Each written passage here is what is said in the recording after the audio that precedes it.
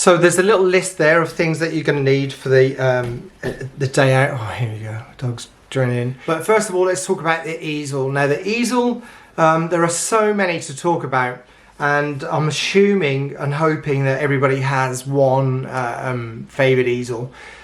The thing to look for is it's sturdy and freestanding, so I would try and get away from working on a table.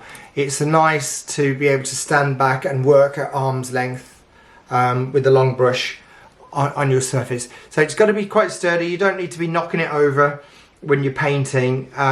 You can have something that sits on the desk or the table and then you sit back from that. I'm sitting on a bench right now with an easel behind me. So whatever setup works for you. Another thing that I haven't really filmed because it seems a little bit obvious is the drawing stage. I quite often work in very thinned paint, but you might want to just bring a selection of pencils or whatever, bearing in mind that the lead, the graphite or whatever will probably melt into the paint as you paint it. So if you want a nice light line or passage of paint and you've got pencil underneath it, it might dig that up. Something that I get away with using occasionally are wax pastels, just to get a basic line drawing in. They're quite effective. Again, they'll sort of blend in, so watch how you go with those. You can get colouring pencils that are wax based as well, and they're not too bad if they don't blend in so much with your paint, but obviously if it's really thinned down with Gamsol or even Terps, yeah, you might get that kind of nice cadmium red pencil blending into your nice blue sky, so be careful of that.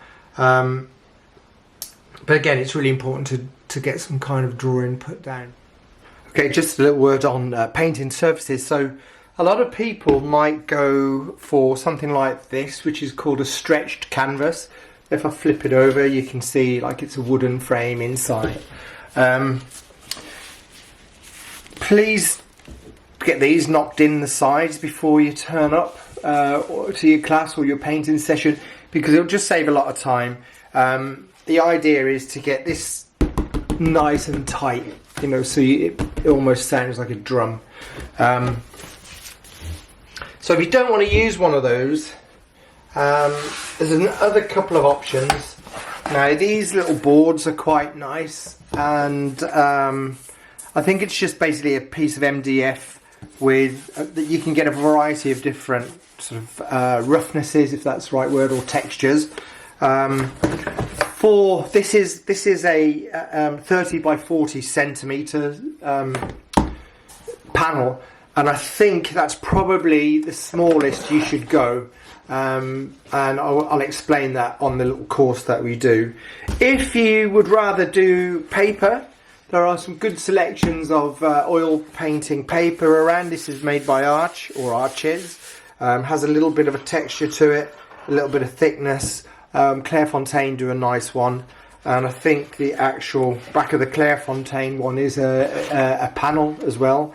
So they're nice. You can also, if you have some heavy card or paper, give it a coat of gesso and bring that in with you, and it's a nice cheap and effective way to get some practice and some sketching done. Okay, so that is our painting surfaces. So in terms of mark making tools, to be kind of a bit more formal about it, any brushes that you use and you're comfortable with at the moment, bring them along with you. They can't do any harm to have them. An oil painting brush should ideally be quite long. This is 30 centimeters, and the idea for that is you hold them to the end, more to the end rather than in that sort of pen grip. Now some of these are small, and if you have small brushes, that's fine. That's good for little fine details towards the end stages of the painting, but right away I think be confident and use a big brush, even bigger than this. I think this is a 12, and you could even go down. You know, I like flat brushes for coverage. You know, something like this would be great, and you can see how well this one has served me. I like flat brushes. You can get a variety of different edges on, and I'm not going to go too much into that. because there is a video on here that I've done about brushes, and there's stacks of stuff available. I will say quickly about bristle type. Now, when you start your painting, this is a hogshead bristle, and it's quite stiff and it's quite coarse, and it will really gouge into thick paint. So this is good to work in the initial stages, but then when you're layering up and you want to put paint on top of paint, maybe something synthetic and soft like this will do. So I would say a good choice would be a couple of flat brushes to cover big areas, ranging in size. If you like a filbert brush, I think that used to be a filbert. I batten my brushes up a little bit. Long, flat, there you go, hardly recognisable anymore. Well, this is a filbert for definite.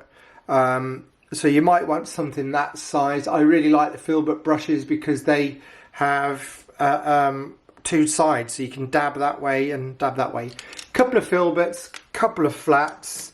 You might want to add some fine detail with a round, but really my advice is that's a size 2 round brush, and I wouldn't go any smaller than that, because it'll just, your painting will just look fiddly and silly. I mean, I have got a couple here.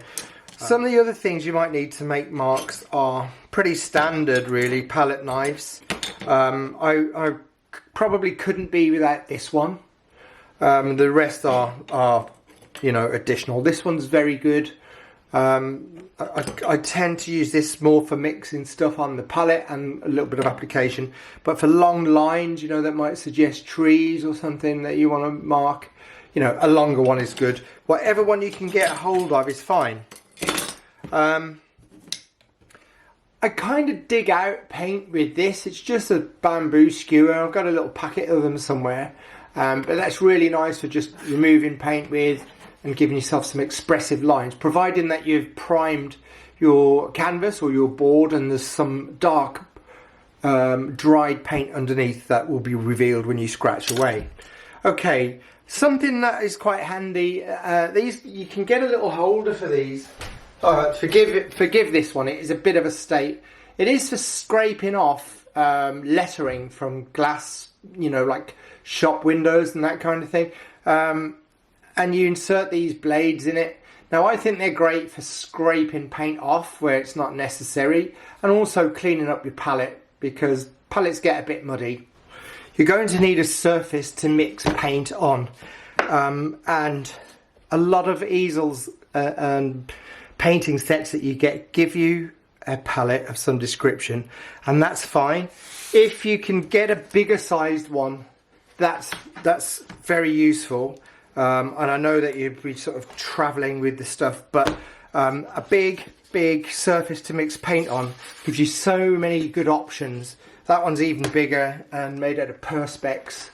But I understand that a lot of people will have small ones, so be prepared to clean that paint off and make good with it.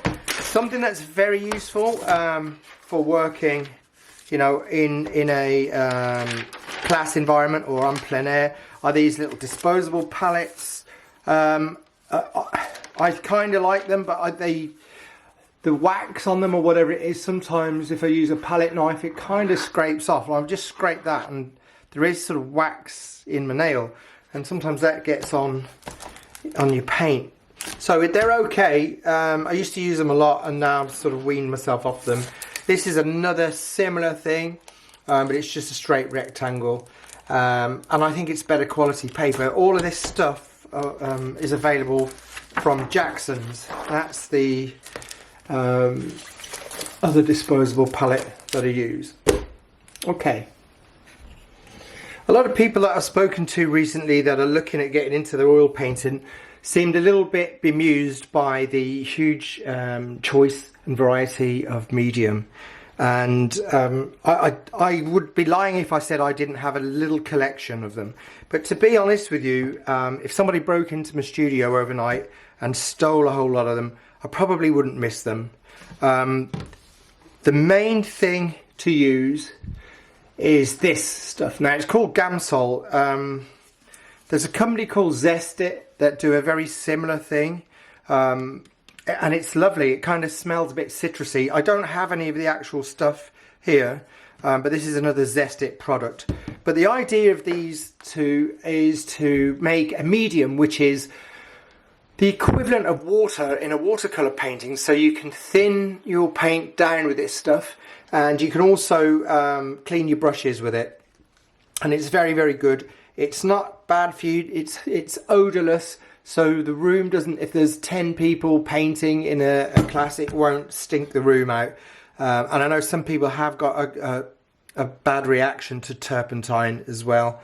And there's all sorts of recent health concerns regarding it. Let me just say while I'm talking about it, that on paint tubes, so you won't find any terps in an oil paint. So when people talk about the smell of oil paint and it's bad for them, I wouldn't really pay much heed to that without sounding disrespectful, but it's inaccurate. There's nothing harmful that I know of, and I've looked into this, that you can get from paint itself. It is just things like glazed mediums and terps. So anyway, this is Gamsol. You're going to need to put it into something. Now you'll get away with an old jar like that. That's fine. One little thing, make sure you can get your big brush inside the hole, because some of them are a bit teeny. I struggle with that, for example. I can't get a brush in to that one. If you're going to use something apart from the lid, the jar, these are quite good, but I wouldn't say rush out and buy one. I have a big studio one here that I can dunk some massive brushes in. But the idea is you clean out, you fill it up with your Gamsol, you can clean that out. I'm sure many of you know all about these. And the lovely thing about these pots is that they have a bit of a seal on them. They perish over time, so you will get caught out, I imagine, at one point. But they clip down, and that seals up in your bag, which is lovely. But, you know, for what we're doing, this would be fine. Now, I like to use a bit of oil too for later stages of certain paintings, and just a regular refined linseed oil is fine. This is an oil painting medium by Michael Harding. I kind of like it. It's thinner than this. It's got a bit of thinners mixed into it, so it's a lot less. It's a lot more runny. I put it in a little squeezy bottle, which is a bit of a mess now, and just pour some out at the top. There's a screw in there which has sealed this for years. But something I use, I put oil in a hand soap dispenser, and sometimes just squeeze it on the palette directly onto the paint, and that's quite handy. But you know, you don't have to get everything here, but one thing you will definitely need is that. Okay, Gamsol. It's very important to have something to clean your brushes with, to clean your hands with, and maybe your paint surface. Now I, in the studio, use a big roll like that, but when I'm out in the field, I'll just take some of this off and put it in my paint box, take a generous helping of sheets with it, which they never go to waste. Now if you're painting outside or in an area that's outside of your studio, like the classroom that we're going to be in, it might be a good idea to put some gloves on. I don't really like them as a rule in the studio, but if you're going to get in your car and drive your car, or touch things that are sort of clean, like the building or whatever, and you've got paint all over your hands, obviously they're going to help that. But in the studio, no, my hands are covered in paint and they're like this. That's their default setting. So the other night I was asked a little bit about palette, and it is a very personal thing. And if you have a palette that's tried and tested and you like it, by all means use that. Now here's what I would tend to go for as a minimum, perhaps, and there's probably one or two I could get rid of, and there's probably a few that I would add to for this, only because over the course of time I've just gathered a liking for certain colours that aren't necessarily what everybody needs. So I use a regular white. Now titanium white is very, very strong, so even if there's a little residual bit of it on your brush, it will taint your paint. So use it with caution, and we'll talk about that on the course. So this is warm white, It's an imitation of the old-fashioned Kremnitz white, which had a lot of lead in it.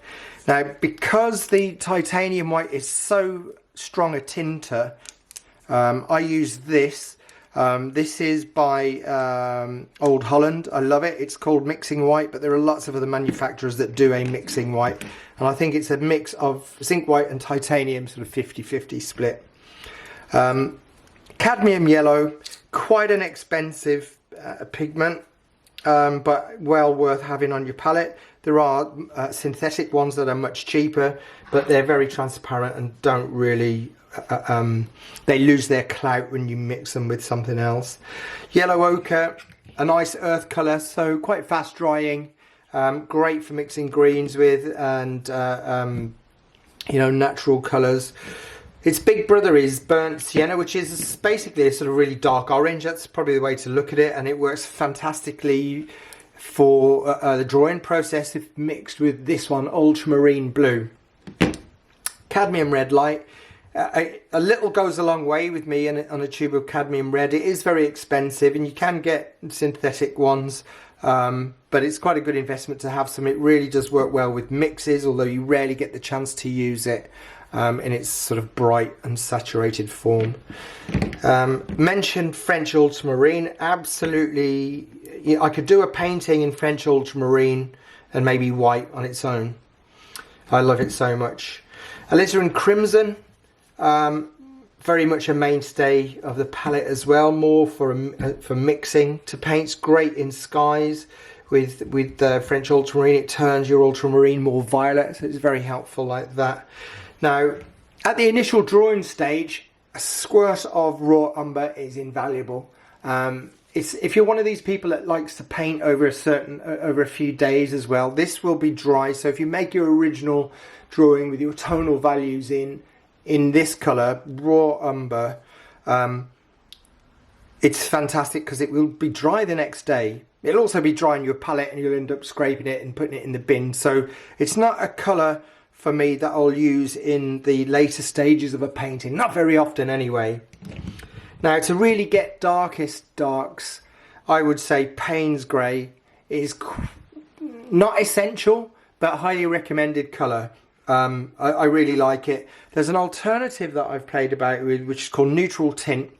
I tend to use it in watercolour more. It's great for shadows and that kind of thing. It's beautiful. Either one of those would do. But if I had to like calm this down, I'd probably get rid of, I could get rid of that. And Payne's Grey, and maybe even that. But that would be my absolute minimum for an oil painting. So that's a white, yellow ochre, cadmium yellow, burnt sienna, cadmium red, alizarin crimson or a magenta would do you, French ultramarine blue, and raw umber. So here's a basic list of what we're going to go through. So you need to have your easel, something to stand your work on that's quite sturdy. The surface that you paint on is quite important. Again, you don't want to be bogged down with loads of different stuff. Just pick something that works for you. You need to have a reasonable selection of brushes. Don't go bankrupt buying loads like I've done over the years, and I don't use a whole lot of them, to be honest with you.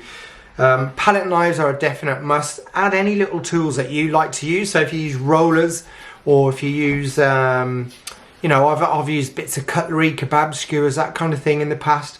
So by all means, add to bring those along with you. In terms of medium, you'll get away with Gamsol only. We won't use Terps because it smells super strong, and it has got health implications that we're a little bit worried about at times. But Gamsol or Zest It is a good alternative. It smells nice and citrusy. Yeah, so I'd use one of those. If you like linseed oil, stand oil, or oil painted mediums, some people use liquid, that kind of stuff. Not necessary at all for what we'll be doing, but if you use it, you get on with it and bring it along with you. Something to put the Terps in, Gamsol, like a dipper, I believe they're called, but a jam jar will do fine. Some rags or some tissues. A good idea is maybe rubber gloves to keep yourself clean when you're on your way home or whatever, and if you don't like getting your hands covered in paint. Wipes, bring some wipes with you. I have some Swarfiga kind of industrial wipes for getting stuff clean. They're very handy. And a bin bag. So if I'm driving somewhere to paint, I don't want to have all of this horrible kind of messy rags and tissues and everything with paint all over them. Disposable pallets and that kind of thing. So yeah, a couple of carrier bags is a good idea. Disposable palettes are fine. I like to use solid ones. I'm painting on glass in the or mixing paint on glass in the studio, but a wooden or acrylic one is fine. What else? Oh yeah, wear something scruffy.